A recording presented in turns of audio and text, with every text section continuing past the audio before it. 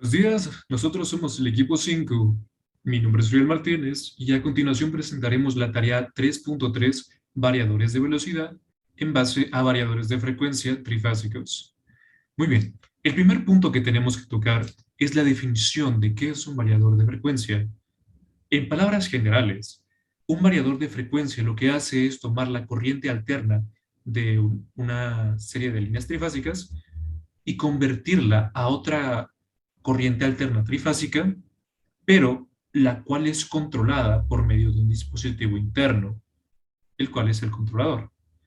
Pero esto se ve y se aprecia mejor en la siguiente diapositiva, la cual es estructura. En la estructura podemos ver dos secciones, las cuales son la, lo fundamental, lo necesario para poder llevar a cabo esta acción. En primer lugar tenemos el conversor. El conversor lo que hace es que toma la corriente alterna trifásica y la convierte a corriente directa, mientras que el inversor, por medio de pulsos, genera una corriente alterna controlada.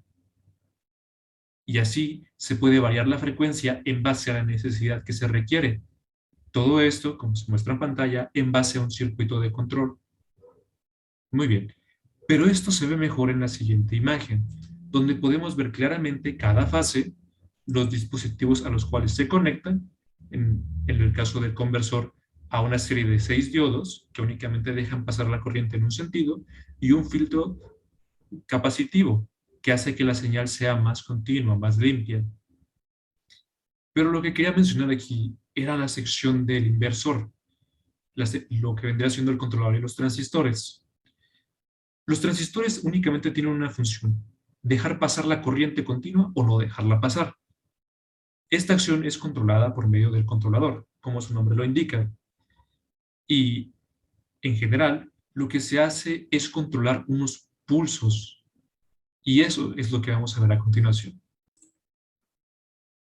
Bueno, yo soy Pablo López y a continuación les voy a hablar sobre el control de frecuencia PWM, que básicamente sus siglas significan en inglés Pulse Width Modulation o en español modulación por ancho de pulso, que básicamente esto consiste en transmitir una señal, sea analógica o digital, y que debe ser modular para que sea transmitida sin perder potencia o sufrir pues distorsión por interferencias. Este emplea un voltaje para controlar o determinar así el ancho del pulso que es transmitido por los transistores. Y básicamente, pues consiste en activar una salida digital durante un tiempo y mantenerla apagada durante el resto, así generando pues pulsos positivos que se van a repetir de manera constante. Ahora bien, nosotros con el PWM podemos tener esa acción de control que nos va a permitir pues manipular la frecuencia, y la elección de la frecuencia va a depender enteramente pues de la aplicación en la que nosotros lleguemos a necesitar en nuestro trabajo o tareas, ¿no? El PWM se utiliza básicamente para controlar la cantidad de energía que se envía a una carga. Una técnica que pues es utilizada para regular, por ejemplo, la velocidad de giro de motores, la intensidad luminosa, controles de elementos termoeléctricos y pues otras aplicaciones. Y bueno, tenemos a continuación diferentes tipos de variadores de frecuencia, como los son para motores de corriente directa, acoplamiento de corriente eddy y también de deslizamiento operacionales para motores de corriente alterna. A continuación, mi compañero se los va a mostrar. Buenas tardes, yo soy Efraín Cisneros y pues dentro de como mencionó mi compañero, dentro de los variadores de velocidad tenemos algunos que son para motores de corriente directa. Estos pues controlan la velocidad de los motores de corriente directa en serie, derivación, los de compuestos y los de imanes permanentes. Los variadores logran esto controlando el voltaje en las terminales o manipulando el valor de la corriente de campo. También tenemos algunos variadores por acoplamiento de corriente de eddy. Estos tipos de variadores constan de un motor de velocidad fija y un embrague de corrientes de eddy. El embrague contiene un rotor de velocidad fija y un rotor a velocidad variable. Estos se separan por un entrehierro y pues se cuenta también con una bobina de campo, y pues, la corriente de la bobina de campo pues se regula para producir un campo magnético. Este campo va a determinar el par mecánico transmitido de la entrada a la salida. Entonces, por medio de este par magnético, del campo magnético, perdón, vamos a tener que a un mayor campo magnético, mayor va a ser el par mecánico y la velocidad a la salida, y pues a un menor campo magnético, a la salida van a ser menores el par y la velocidad. También tenemos lo que son los variadores de velocidad para los motores de corriente alterna. Estos serían los variadores de frecuencia, o por sus siglas en inglés, AFD, o Adjustable Frequency Drive, o BFD, que viene siendo Variable Frequency Drive. Estos permiten controlar la velocidad de los motores de inducción, siendo asíncronos de jaula de ardilla o de rotor de ganado, y también los motores síncronos. Esto se logra mediante el ajuste de la frecuencia de la alimentación del motor. Buenas tardes, mi nombre es Carlos Agüero, Comunicación. Pues estos dispositivos pueden integrarse en redes industriales, por lo cual disponen un puerto de comunicaciones con conexión RS-232, RS-485, Red LAN, Industrial Profibus o conexiones RJ45 USB, por ejemplo.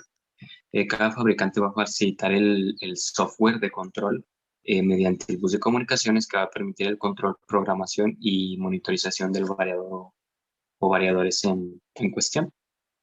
Comunicación entre un autómata programable y un variador a través de un bus industrial de comunicación.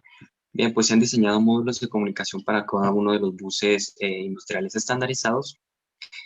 Cuando tú adquieres un equipo de control que se pretende conectar a una comunicación industrial, pues tienes que añadirle un módulo adecuado al tipo de bus que se va a encargar de acondicionar las señales y de ejecutar los protocolos de comunicación. Muy bien, existen 3 buses de campo industriales. El primero conocido como de bajo nivel, que transporta pocos datos en cada comunicación, pero de una manera muy veloz. Después tenemos otros que son un poco más lentos, pero tienen una mayor capacidad para transmitir datos. Y por último, unos que son muy poco veloces, mucho más lentos, pero que tienen la capacidad de transmitir una gran cantidad de datos.